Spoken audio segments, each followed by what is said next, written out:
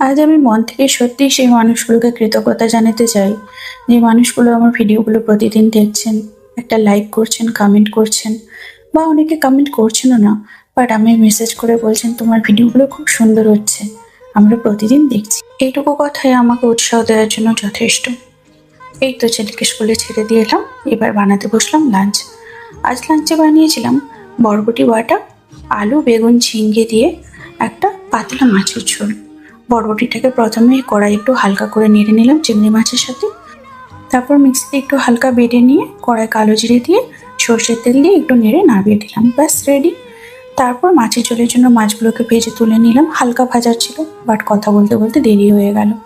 তারপরে একটু কড়াই কালো জিরে শুকনো লঙ্কা ফোড়নে দিয়ে আলু বেগুন আর ঝিঙ্গে একে একে নেড়ে নিলাম।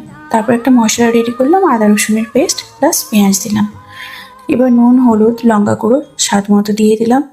তারপর পেঁয়াজ রসুনের পেস্টটা দিয়ে ওতেই ঝোলের মধ্যে একটুখানি নাড়াচাড়া করে হালকা লঙ্কা গুঁড়ো দেবো, কারণ আমার ছেলে এই ঝোলটা খাবে।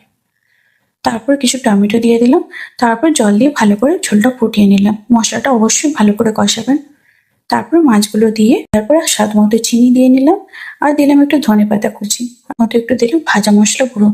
ব্যাস রেডি আমাদের মাছের ঝোল। আজকের মতো এখানে, সবাই খুব ভালো থাকবেন, সুস্থ থাকবেন, টাটা।